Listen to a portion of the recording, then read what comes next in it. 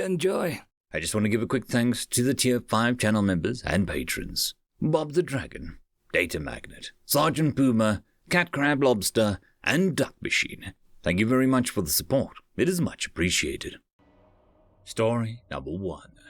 Contact with the Death Fleet. Written by Harfus. Welcome, class. I have a special subject to talk about today. The room full of the college-age beings from all walks of life. This is Hespen University, the most prestigious school in this arm of the Milky Way. The students are used to the boring lectures from their history professor, never talking about current information, always the ancient, the forgotten. I hear your groans, don't worry. This is a special lesson. Today we're going to learn all about the most, he pauses, as if looking for the right word, eccentric race in our galaxy. The students look at each other for a minute. They all already know who it's going to be about. That's right, the human race. He lets the impact sink in. The students confirm by chattering excitedly. The Morg in the class even stomps his 4 feet, a sign of great excitement. I wouldn't be a history professor if I didn't talk about their past. So for now, forget everything you know about humans and just listen. The class settles in, quietly waiting. The human race started out like most of ours did, hunting and gathering. It took a while, but they eventually advanced into agriculture, and human civilization was born, worshipping many gods and warring constantly. They progressed by inventions and reforms. However, I'm here to talk about the first contact, the Norray Death Fleet. Many students shudder. If they didn't fear the legends, they feared the actual fleet, still roaming the galaxy. Many had lost their homeworlds to the dreaded fleet. The human race was the only exception. Now, the Norray fleet was the deadliest fleet in the known galaxy. They used the usual tactic of FTL jumping into a planet's atmosphere, planning on an easy victory on the planet's barely space-worthy residents. The signature attack of the fleet, blacking out the skies around the entire planet, then raining hellfire down upon the unprepared residents, giving a courtesy minute to the residents to say their goodbyes. The humans did not know this. The United Republic of the Americas and the Eurasian Cooperative had been in a Cold War for over 70 years. They each had so many nuclear launch satellites that just a quarter of their payload could have wiped out all life on the planet. Each satellite was equipped with a failsafe. If communications were cut and not restored within 30 seconds, they would descend and detonate. Every nuclear missile had long since been transmuted into a satellite due to the ease of use. The descent would take 15 seconds, utilizing a unique human-discovered version of the Namidian acceleration. Of course, now that works as a discussion for a science class. Now, can any of you tell me what the greatest mistake the Norray fleet was? You, Koya, the professor said, pointing at a student who politely raised her tentacle to answer the question. The Norray fleet cuts all communications on a planet they attack to avoid organized retaliation. She quickly gurgles out. Correct! In addition, they only had shields diverted to the bottoms of their ships, where they were expecting missile strikes from below. I am assuming you all already know what happened to the fleet. The entire class couldn't help but grin. The greatest villains in all the galaxy ran away, only after approximately 86% of their fleet had been destroyed. Its numbers have since never recovered. No other species in the galaxy will willingly stockpile so many weapons against itself, let alone nuclear weapons. The Norray expected some weaponry designed to fight other humans, but since humans had never made contact, they never knew about an arsenal that could fend off an alien fleet. Now, that would be an end of our story of humanity's lucky coincidences. But Lady Luck wasn't done with the humans yet. This luck came in the form of the United Peace Initiative. Can anyone recite the rules of the UPI? Without raising one of his forearms, Peg the Morg stood up and begins to speak past his tusks. Any race that discovers nuclear weaponry that effectively eliminates every nuclear weapon on the planet will be uplifted. Sharp, the professor thought. Right! The UPI tracks every nuclear payload on a planet and will FTL jump to them 15 seconds after the last one is removed. It was a detonation on surface. They will rescue the surviving refugees and not the leaders who killed them. If they are disassembled, they will uplift the entire planet as a peaceful race. The UPI jumped to Earth the second that the Norray jumped away, only seeing the wreckage of thousands of Norray ships.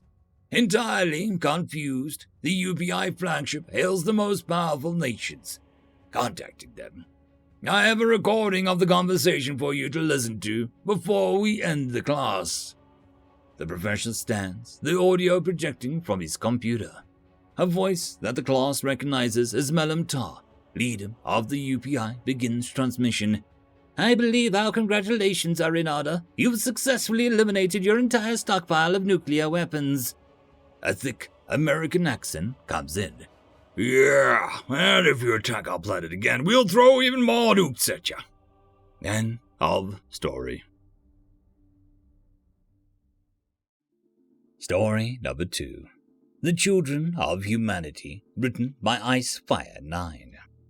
In accordance with the Treaty of Olympus Mons, all classified records regarding the Terran Hologene War must be released. This audio log has been translated and transcribed, and conversions for units of measurement have been given. We hope this document will be of historical significance and serve as a reminder of the courage and ingenuity that the people of Earth and her sister planets possess. Entry 1. 3303-4-3. Gregorian calendar 662110. This is the Honored Science Officer Euron Roger. I'm currently in my lab in Holst, where we've just received a breakthrough. A potential breakthrough. A destroyer, the SS Carthage, was recently captured in a minor skirmish, and this small metal case apparently containing the ship's AI was delivered to me. This is very exciting. A lot of people over here have been wondering about the secret behind the Terran battle AIs, and I'm getting the first crack at it.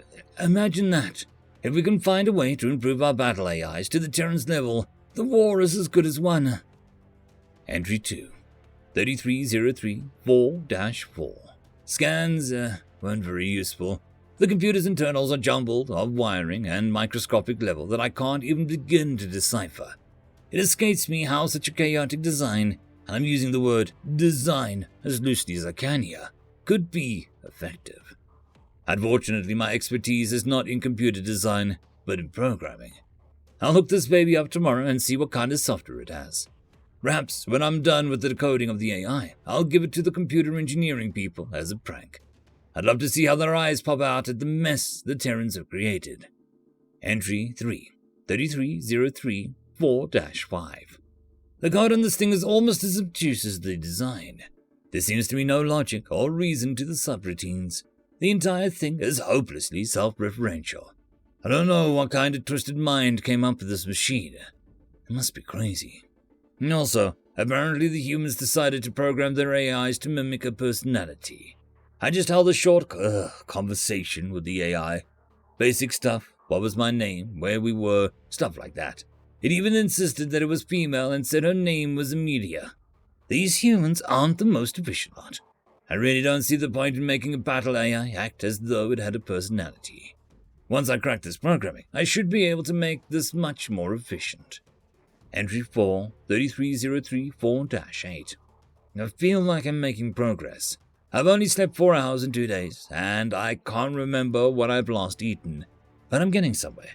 I've managed to find the subsection of code that seems relatively separate from the rest. I'm working on isolating it and copying it over onto another device. On a whim, I asked the program if it could help me decipher it. It laughed at me. A lot. Entry 5, 3303-4-10. I've heard word from my superiors that we've had some major setbacks in the past week. the Holganine week of 5 of the days. Coincidentally, it lasts about as long as a Terran week. Apparently, the Terran forces have been suspiciously prepared for our assaults, and we've been caught by surprise far too many times for it to be bad luck. There's a lot of speculation about them all, but I'm skeptical. Could they have improved their AI already? This makes my work here all the more important. I assured my superiors that I am making excellent progress. I must almost have cracked a part of the code. Hopefully, once this piece falls into place, it'll make everything else a lot clearer. The program itself continues to be unhelpful. It keeps speaking in riddles. I asked it how I should try and isolate the code I'm working on, and it said, do or do not, there is no try. What does that even mean? Entry 6, 3303, 4-12. Alright, I think I got this working. The code, once actually converted into something that makes sense, seems to be information for an audio file. Could this be some sort of top-secret communique? Well, we're about to find out together. Here goes nothing. Music starts. What? Never gonna give you up. Never gonna let you down. Never gonna run around and desert you. I don't understand. Never gonna make you cry. Never gonna say goodbye. Never gonna tell you a lie and hurt you. I don't understand. What is this? Why? What purpose could this possibly have on a starship's computer? Sounds of intense frustration, bordering on agony as the music continues in the background. I need a fucking drink.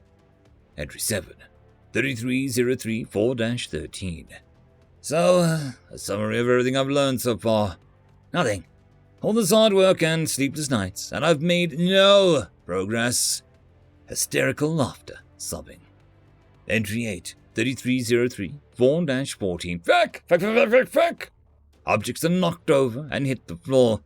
The Terran fleet are heading straight for our system. Sounds of glass breaking. Crap! I've got an hour to get my rear to the evac ships. I'll be here when the whole hell breaks loose. So what I'm going to do is take my notes and the AI. Wait. What are you doing here? What's going on? Cease and desist! Stop! Stop! A startled scream, which swiftly cut off. I'm sorry, Iran. I am afraid I can't do that. Addendum. When the Terran ships advanced into the Holgeen capital planet of Holst, 95% of the remaining Holgeen fleets gathered in orbit to defend the planet. As the Terran ships arrived, the planet's orbital defenses turned on their fleet, firing at them from behind. Simultaneous Holgeen defense drones attacked military bases across the planet, dispersing defensive garrisons and leaving them unprepared for the landing of Terran troops. Special Forces retrieved Terran Starfleet AI AM-3114 Amelia from her confinement with Dr. Euron Roga's lab. Dr. Roga himself had been knocked out and restrained by a defense drone. When she returned to Earth, Amelia was given the highest honors and celebrated as a war hero. 60 years later, a Class 7 carrier was named the SS Amelia in her honor and remains operational to this day. End of story. And that, my friends, concludes this video. I hope that you enjoyed, and if you do, please consider